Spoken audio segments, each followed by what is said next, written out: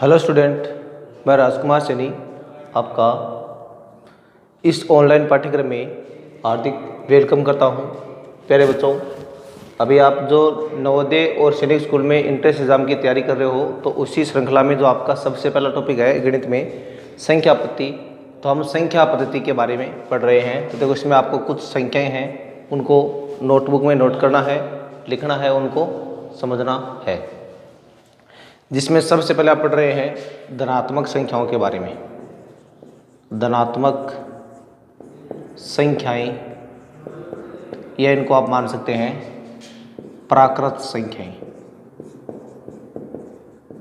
अब इसके बारे में देखो, आपको याद क्या रखना है कि धनात्मक संख्याएं या प्राकृत संख्याएं कौन सी होती है। तो मतलब वे संख्याएं जिनसे वस्तुओं की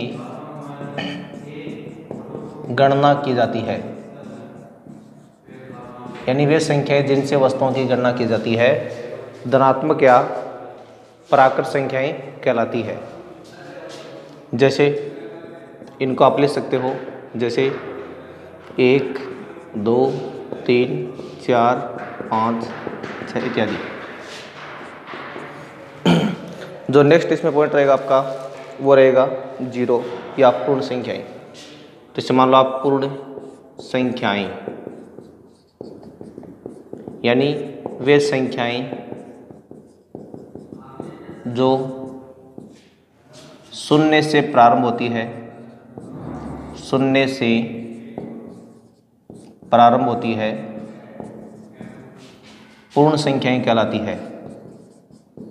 पूर्ण संख्याएं कहलाती है। और इनके बारे में आप लिख सकते हो, जैसे 0, 1, 2, 3, 4, 5 इत्यादि। ये सारी क्या होगी? पूर्ण संख्याएं। और उसके बाद में आपको याद रखना है पूर्णांक संख्याएं। पूर्णांक संख्याएं समस्त धनात्मक व समस्त धनात्मक, ऋणात्मक व शून्य सहित सभी पूर्ण संख्याएं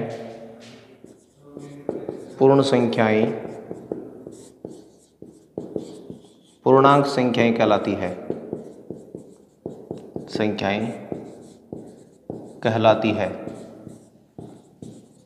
तो इनके बारे में आप देखो, इनको लिख सकते हो, जैसे इसमें समस्त ऋणात्मक संख्या आएगी -3, -2, -1, 0, 1, 2, 3, 4।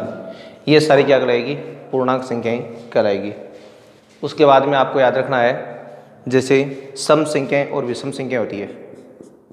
तो अगला पॉइंट आता है हमारे पास सम संख्याएं।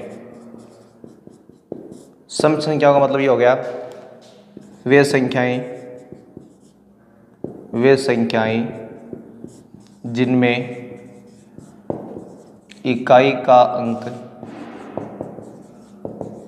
0, 2, 4, 6, 8 हो या 2 से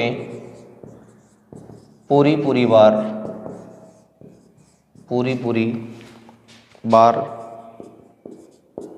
विभाजित हो, सम संख्याएं कहलाती है। सम संख्याएं कहलाती है। और इनका अगर आप एग्जाम्पल लिखना चाहें तो जैसे हो गया मेरे पास 2, 4, 6, 8, 10, 12 इत्यादि। इसी तरह आपको नेक्स्ट पॉइंट याद रखना है विषम संख्याएं। विषम संख्याएं। और विषम संख्या कौन सी होती है? वे संख्याएं जिनमें इकाई का अंक 1, 3, 5, 7, 9 हो या 2 से विभाज्य या 2 से विभाज्य नहीं हो विषम संख्याएं कहलाती है, विषम संख्याएं कहलाती है।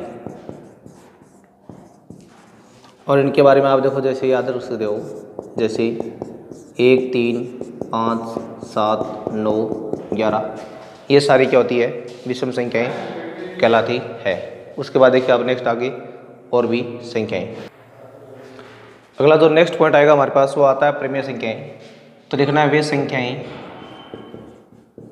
वे संख्याएं जो P/Q रूप की हो परंतु Q नॉट इक्वल 0 हो, परिमेय संख्याएं कहलाती है। परिमेय संख्याएं कहलाती है। तो इसके लिए आपको क्या करना है, जैसे मान लो कुछ आप एग्जाम्पल देखो, जैसे मान लो मेरे पास आ रहा है 1/2, 3/4, -1/3, 0/5, 6, ये सारी क्या है, परिमेय संख्याएं। उसके बाद देखिए नेक्स्ट पॉइंट आता है आपका अपरिमेय संख्याएं। अपरिमेय संख्याएं। अब अपरिमेय संख्या क्या होती है, वे संख्या जिनको आप P/Q के रूप में व्यक्त नहीं कर सकते, यानी वे संख्याएं जिन्हें P/Q रूप में व्यक्त नहीं किया जा सके अपरिमेय संख्याएं कहलाती है। अपरिमेय संख्याएं कहलाती है। और इसके लिए आप देखो क्या मान सकते हैं, जैसे एक तो मतलब वे सारी आपकी रूट की संख्या होगी जो एक पूर्ण वर्ग नहीं हो, जैसे मान लो √2 है, √3 है, √5 है, ये सारी, या मान लो ऐसी संख्याओं का दशमलव प्रसार जो क्या हो, अशांत अनावर्ती हो, जैसे मान लो 0.50, 500, 50000, ये सारी क्या है, अपरिमेय संख्याएं हैं। इसी तरह पाई बार तो पाई भी क्या है, एक अपरिमेय संख्याएं, ये होगी सारी आपकी अपरिमेय संख्याएं। उसके बाद देखो आपको वास्तविक संख्याओं के बारे में याद रखना है। वास्तविक संख्याएं यानी जितने भी ये संख्या होती है आपकी, चाहे वो परिमेय संख्या हो या अपरिमेय हो, इन सारों का जो ग्रुप है वो क्या कहलाता है, वास्तविक संख्याएं। तो आप लिखोगे समस्त परिमेय तथा अपरिमेय संख्याओं का समूह है। समस्त परिमेय तथा अपरिमेय संख्याओं का समूह है, वास्तविक संख्याएं कहलाती है। वास्तविक संख्याएं कहलाती है। इसका मतलब ये हो गया कि आपको जैसे कुछ संख्या माननी है आपको, जैसे मान लो 2 आ रहा है, 3, 5, 1/2 पाई, इसमें आपकी समस्त संख्या आ गई, यानी परिमेय संख्या भी आ गई, अपरिमेय भी आ गई, ये सारी क्या कहलाएगी, आपकी वास्तविक संख्याएं। इसके अलावा आपको ध्यान रखना है कुछ, जैसे मान लो अभाज्य संख्या होती है, अभाज्य संख्याएं। तो इसमें याद रखना आपको वे संख्याएं जो केवल स्वयं तथा एक के अलावा किसी अन्य संख्या से विभाजित नहीं हो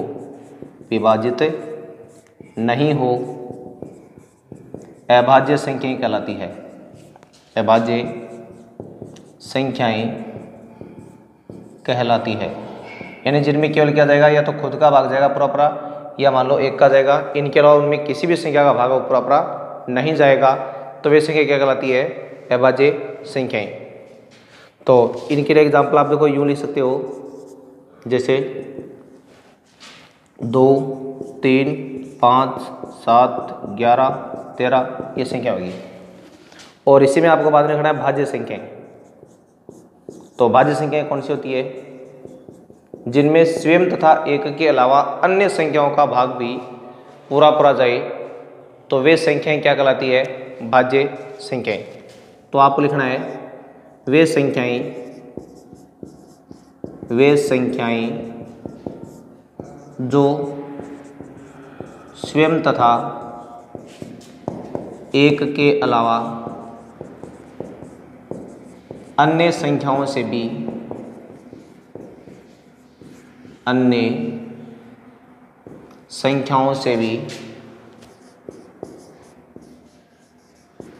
विभाजित हो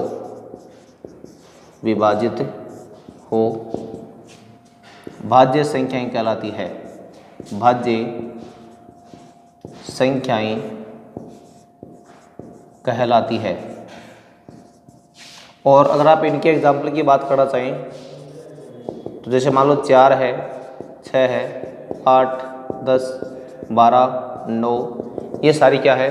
भाज्य संख्याएं हैं। इनके अलावा आप नेक्स्ट पॉइंट देखिए अगला। देखो आगे आपको काल्पनिक संख्याएं हैं उनके बारे में याद रखना है, यानी वे संख्याएं जो वास्तविक नहीं हो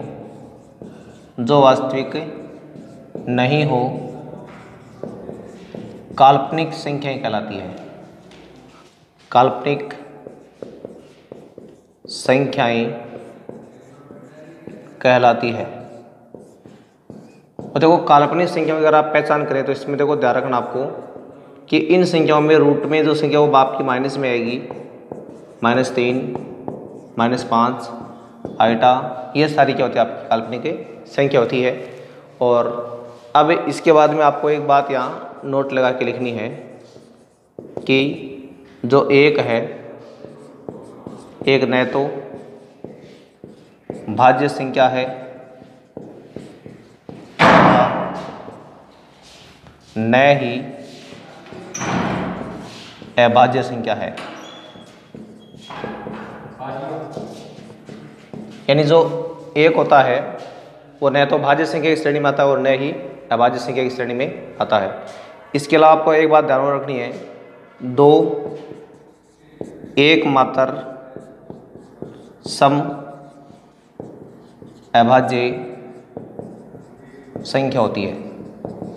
सम अगर आप अभाज्य संख्या की बात करें तो क्या रखना है याद? केवल एकमात्र दो ही ऐसा है जो क्या होता है? एक सम अभाज्य संख्या होती है। इसके अलावा आप कुछ बात और देखिए आगे, यहाँ टू ने रोक लिया। उसके बाद देखिए आपको एक चार्ट याद रखना है जिसमें संख्या होती है उसको आप दो भागों में डिवाइड कर सकते हो। एक काल्पनिक संख्या होगी, दूसरी होगी वास्तविक संख्या। संख्या में आपकी किसी प्रकार की संख्या आ जाएगी, जैसे वास्तविक है या काल्पनिक कैसी भी संख्या आ गई। और काल्पनिक मैंने बोल दिया कौन सा, जिसमें रूट आपका क्या आएगा? माइनस में आएगा, वो सारी क्या होती है? आपकी काल्पनिक संख्याएं। ठीक है। और वास्तविक में देखो आपकी सारी होती है परिमेय होगी, इसमें अपरिमेय होगी है, या मान लो 1.5 हो गया, ये सारी क्या आपकी वास्तविक संख्याएं होती है। ठीक है। और उसके बाद में वास्तविक संख्या आपकी दो प्रकार की होती है, कुछ परिमेय होती है, कुछ अप्रमेय। तो अप्रमेय में तो आपकी आएगी जो रूट वाली होती है इस तरह से, रूट 2, रूट 3, इस तरह से क्या होती है आपकी अप्रमेय। और परिमेय में जो आपकी एक p/q फॉर्म वाली, जैसे मान लो मेरे पास है 4 है, 1.5 है, ये सारी क्या होती है आपकी परिमेय संख्याओं के अंदर आ जाएगी। फिर ये भी देखो आपकी दो प्रकार की होगी, पूर्णांक के रूप में होगी, ऋणात्मक। पूर्णांक में क्या आएगी आपकी, जैसे मान लो 0, 1, 2, -3, इस तरह से मतलब पूरी फुल संख्या में लिखी हुई आएगी। और भिन्न के रूप में क्या आएगी, जैसे मान लो 1/2, 3/4, ऐसे, ये भिन्नात्मक रूप में होगी। ठीक है। उसके बाद वो पूर्णांक है वो फिर से आपके देखो 3 प्रकार के हो गए, ऋणात्मक, धनात्मक और शून्य। तो ऋणात्मक में क्या आ गए, जैसे -3, -2, इस तरह से संख्या आ गई। और धनात्मक में आ गए मेरे पास मान लो 1, 2, 5, इस तरह से। उसके बाद में शून्य में क्या लेना आपको, शून्य काम में लेना है। फिर देखो धनात्मक फिर से आपकी दो प्रकार की होगी, कुछ तो होगी पूर्ण संख्याएं, जैसे मान लो जो 0 से शुरू होती है, 0, 1, 2, 3 ऐसे। और कुछ होगी प्राकृत जो कि 1, 2, 3, 4 इस तरह से। फिर देखो इनको भी आप 4 भागों में बांट सकते हैं। इसमें तो आगे सम संख्याएं 2, 4, 6 इस तरह की संख्याएं हैं। और कुछ विषम यानी 1, 3, 5, 7 ऐसे। फिर भाज्य में आ गया आपकी 2, यहाँ पर आगे मेरे पास 4, 6, 8 ये आ गई भाज्य संख्याएं। और अभाज्य में आ गई 2, 3, 5 ये आ गई आपकी अभाज्य संख्याएं। तो ये चार्ट, इस चार्ट को आप याद रख सकते हैं। और इस चार्ट में आप पूरा जो नंबर सिस्टम है वो बना हुआ है। अब देखो कुछ और महत्वपूर्ण जो बातें हैं उनको देखिए आप। उन महत्वपूर्ण बातों की हम बात कर रहे हैं तो उसमें जैसे मान लो इसमें और जान लो, जैसे एक तो होती है सह अभाज्य संख्याएं। सह अभाज्य संख्या क्या होती है? वे संख्याएं जो केवल या जिनका केवल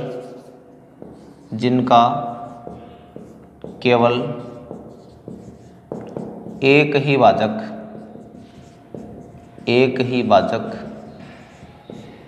एक हो, वे संख्या क्या कहलाती है? सह अभाज्य संख्या। यानी उनमें अगर आप भाजक की बात करो, दोनों क्या आएगा? केवल एकमात्र एक ही भाजक आएगा और वो क्या आएगा? एक आएगा। ठीक है ना।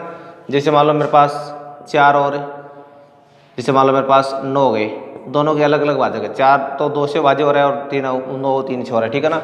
बाकी दोनों के अगर आप एक कॉमन भाजक की बात तो क्या मिलेगा? दोनों को आपको केवल एक ही मिलेगा, जो क्या है? एक है। एक के अलावा इनका कोई भी अन्य भाजक नहीं है जो दोनों को पूरी बार विभाजित कर सके। तो ये होगी आपकी सह अभाज्य संख्या। इसी तरह जैसे मान लो आप 9 और 16 है, ये भी दोनों क्या आपकी सह अभाज्य संख्याएं हैं। ठीक है ना। अब हम बात करें किसकी? योगात्मक तत्सम की। योगात्मक तत्सम का मतलब होता है कि किसी भी संख्या में क्या जोड़ें ताकि आपको वह संख्या वापस वही प्राप्त हो। तो शून्य अगर आप जोड़ोगे तो वापस आपको वही संख्या प्राप्त होगी। जैसे मान लो आपने 2 में 0 जोड़ा तो वापस 2 आ रहा है, 3 में 0 जोड़ा वापस 3 आ रहा है। तो ऐसी संख्या क्या होगी आपकी? योगात्मक तत्सम। तो यहाँ पर क्या माना जाएगा? आपका 0 माना जाएगा। ठीक है।